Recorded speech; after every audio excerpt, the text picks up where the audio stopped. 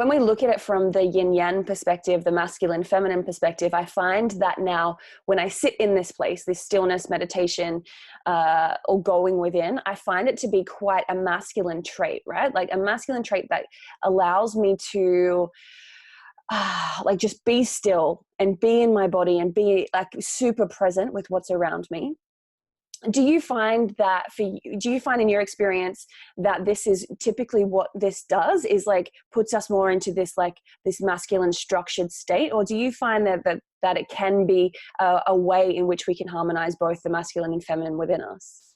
It's a really good question. And I guess there's different ways to look at it. In Taoism, they always suggest that the masculine is represented by the mountain, which is still, and the feminine is represented by the ocean, which is constantly moving. And there's this, polarity between masculine and feminine. And we could say that, yes, that's true. In meditation, it might be yang to go into stillness. And it's interesting that you would use the words structured with stillness and silence, because it's quite unstructured. But at the same time, what that does is that when we come out of meditation, it allows us to have a deeper sense of connectivity, which is our yin, and that sense of communion and integration. And so I think the two go very well. There's a beautiful saying, chop wood, meditate, chop wood, which means, have the interaction of the world, the engagement with the world, and then embrace stillness as well.